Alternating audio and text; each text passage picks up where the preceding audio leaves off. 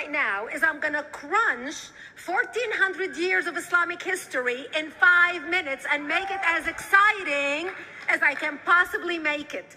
Because I hated history when I was a little girl. At this age, I appreciate history. And now I understand why they say those who don't learn from history are doomed to repeat it. In order for you to understand why Western civilization is very different than the Islamic world, you need to understand the history of Islam. When Prophet Muhammad supposedly revealed his revelation from the angel Gabriel that he is supposed to be the last of the prophets in the early 600s, he started preaching in his own city, Mecca. He tried to recruit friends and followers to be able to spread his religion. And he tried for 12 years and failed. And after 12 years, he was only able to recruit his immediate family and friends. So he decided, if I go to Medina, which was the Jewish hub of Arabia, the business hub where the Jews lived, if I go there and preach my religion to them, if they accept me, that will buy me respect and stature between my own people, and they will accept me. So Prophet Muhammad started borrowing a lot from the Old Testament to make his religion more palpable to the Jews, to make it a lot similar. This is why you see a lot of similarities between Judaism and Islam. For example, Jews don't eat pigs, Muslims don't eat pigs. Jews pray a few times a day, Muslims pray a few times a day. Jews fast on Yom Kippur, Muslims fast on Ramadan. And this is why you started seeing a lot of good writing in the beginning of the Quran when Prophet Muhammad was saying all the good things about the people of the book. He took his message and went to Medina trying to recruit the Jews, talking about the people of the book, talking about how similar the two religions are. When they refused to accept him and follow him as the last of the prophet, that's when he turned against them and started killing them and started expelling them. That's when Islam went from a spiritual movement for the first 12 years of Islam into a political movement cloaked in religion after the year of the Hijrah, after Muhammad went to Medina and the Jews did not accept him. He became a military warrior and declared war on them and started expelling them. Jews and Christians became dhimmi, or second-class citizens. They were only allowed to stay alive and not be killed only by paying the jizya, or the protection tax. So they had a choice: convert to Islam, or if you want to stay alive, you have to pay the jizya or protection tax, living as dhimmi in the Islamic nation. Christians and Jews could not ring church bells. Jews could not blow the shofar. Christians could not ring church bells. They could not pray publicly. Christians and Jews could not gather together and build new churches or new temples. And the way they paid the jizya, or the protection tax, was in a monthly ceremony where they would get together downtown and the Jew would kneel on his knee and hand his goods to the mullah, who would take the goods as the price for buying the protection. And in many areas, Jews and Christians were given necklaces to wear as a receipt that they paid their jizya, or their protection tax. Jews considered najis under Islam. Najis is bodily fluid. Najis is garbage. Najis is dogs. Najis is dirty. So Christians and Jews were treated as second-class citizens. Islam continued to grow. As Islam grew, more people became dhimmi, or second-class citizens. Jews and Christians were given identifiable clothing. The yellow star, which was given to the Jews, that most people think is a German invention. It was actually an Islamic invention in the 9th century in Iraq by the second Khalif al-Mutawakkil of Iraq, who invented the yellow star for the Jews to be identified as they walked down the street. Because Jews were considered najis, if a Muslim man or a Jew walked on the same side of the street, the Jew had to cross the other side so the Muslim man can walk, so he's not dirtied by the filth of the Jew. Christians were given the zunar, the belt, which most of you men are wearing right now. That was an Islamic invention for the Christians. Islam continued to grow. They went all the way to Jerusalem. They conquered Jerusalem. Christians couldn't ring their church bells in Jerusalem. The Pope in Rome in 1090 told the Christians, how could you sit idly by and allow your brethren to be suffer like this in the Holy Land? You need to go liberate the Christians. You need to go help the Christians.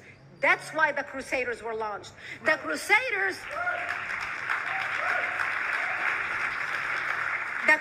were not launched because they just felt like waking up in the morning and going and converting a bunch of Muslims or beheading them. The Crusaders were launched to liberate Jerusalem.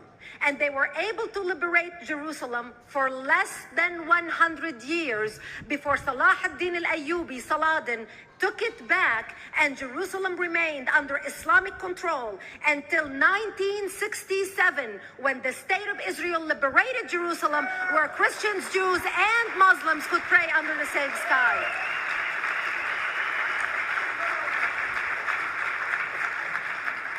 The Crusaders continued fighting Islam, and for 300 years they tried and failed. And by the 1300s, the Crusaders disappeared because they could not win against Islam. Islam continued to expand. They went all the way to Central Europe. They went all the way to China. They went to India. They conquered Spain. They changed the name of Spain from Spain to Andalusia. And they started, as they advanced, as they conquered more nations, more people paid the jizya, or the protection tax. And this is how the Islamic Empire grew. It went all the way until they was stopped at the gates of Vienna on 9/11. 9/11 is not a date that Osama bin Laden just picked out of a hat. 9/11 is a symbolic date in the Islamic calendar. By the 1600s, Islam had covered more of the earth's surface than the Roman Empire did at its peak. Between the 1600s and the 1800s, the Europeans were experiencing the European Industrial Revolution, where the Europeans were able to invent products on factory lines, where they are able to make money and sell products, which gave them the money to build a strong army in order to fight the Muslims. And that's how they were able to stop them at the gates of Vienna on 9/11. The Europeans started the pushback against Islam. They pushed them out of Europe. They pushed them out of all the way to the Middle East and North Africa. By 1924, the Islamic Empire ended. In 1924, the Islamic Caliphate ended in Turkey by President Ataturk, who was a secularist. He ended the Islamic Empire, and he gave women rights to vote. He gave women a right to an education, a right to work, a right to choose a husband. He forbid women from wearing the hijab. He forbid men from wearing the beard. The Muslims hate him so much that they consider him a Jewish agent, because they believe that his mother and her bloodline was Jewish, and that was the influence on Ataturk. By the time the Islamic Empire, or the Islamic Caliphate, or the Islamic State ended in 1924, the Islamic Caliphate had existed for 1400 years, and it ended less than 100 years ago. By the time the Islamic Caliphate ended in 1924, 270 million people around the world were killed by Islam. 270 million. And we didn't have weapons of mass destruction, and there was nuclear weapons. All of these people were killed, butchered by the sword. The people in the world, less than 100 years ago, how many people knew this history? Please raise your hand. We in America have failed to educate our children about history. We in America failed to educate our population about history. Our children in high school, you take any 17, 16-year-old kid, 18-year-old kid, and ask them about World War II. They can't even tell you what happened in World War II. For them, it's ancient history, and we still have our World War II veteran walking among us. That's how little we know of history. Islam ended in 1924, the Caliphate. People thought the Caliphate will never be resurrected. The Caliphate will never come back. But two things happened in the Middle East in the last century that made the Islamists be able to resurrect the Caliphate. Number one is the discovery of oil in Saudi Arabia, which we were able to discover and were stupid enough to allow them to nationalize it. And the number two that happened was Ayatollah Khomeini coming to power in 1979. That gave the Islamists the money and also the spiritual covering in order to explode on the world stage. And people say, oh, well, the Wahhabis exported their Wahhabi radical religion. The Wahhabis are the name of Wahhab. They're not a different sect of Islam. They follow the authentic preaching of Prophet Muhammad, the way Prophet Muhammad lived and practiced his religion. This is why neither you or me or any infidel can step a foot in Mecca, because as far as they're concerned, we are filth. And as infidels, we're not allowed to step a foot, not President Obama and not anybody else. As a matter of fact, Al-Qaeda used to use Saudi Arabia and its success as an excuse to recruit members, as the example to show them how Allah has blessed Saudi Arabia because of the way they adhered to the tenets of Islam. And today we talk about ISIS. ISIS is not a new invention. ISIS resurrected the caliphate that ended less than 100 years ago. Except we are too ignorant and too uninformed to understand what ISIS is doing and why ISIS is succeeding.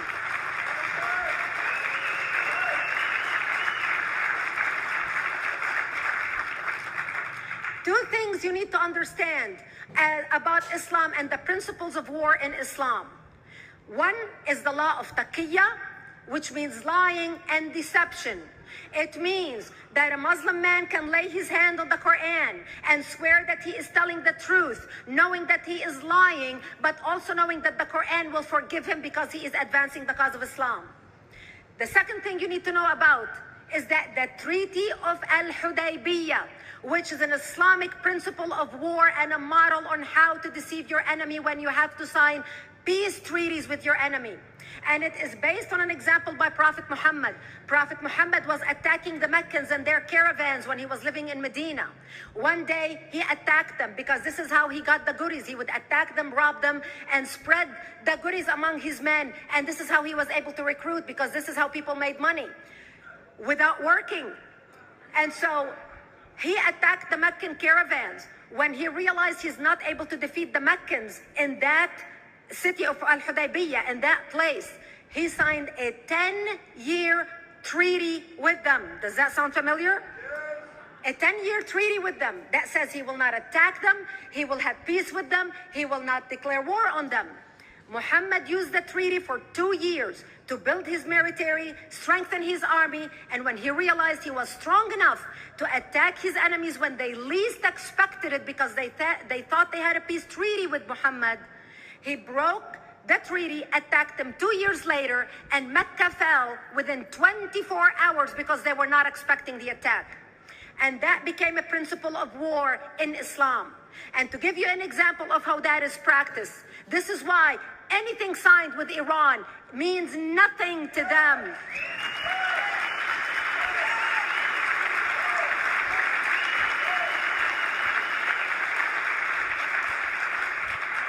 And to give you an example of how this law has been put to use in recent history, Yasser Arafat, who's not an Islamist, but he is a Muslim, met with the Israelis and signed the Oslo Accord in 1993. Remember all the handshaking at the lawn of the White House? The Oslo Accord, Yasser Arafat used the peace treaty, the Oslo Accord with Israel, to get Israel to bring him back and give him his territory, finance his military, train his police, and give his police the weapons.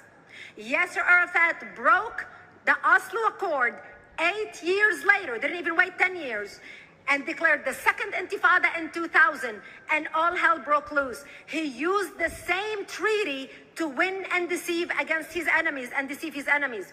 When Jordanian press, after Yasser Arafat signed the Oslo Accord with Israel, and Egyptian press would interview Yasser Arafat, and they would say, how could you sign a peace treaty with the devil? How could you sign a peace treaty with the Jews? Yasser Arafat will tell them, remember Hudaybiyah. That's all he would have to say. The whole Muslim world knew exactly what Yasser Arafat was talking about. We in the West and the Jews in Israel, it was over their heads. Nobody understood what Hudaybiyah was referring to. And this is the type of deception that we are dealing with. So when Iran signs a peace treaty with the United States for 10 years, they are using us as useful idiots, as gullible, ignorant people who are signing a peace treaty with the devil in order for Iran to continue her thing.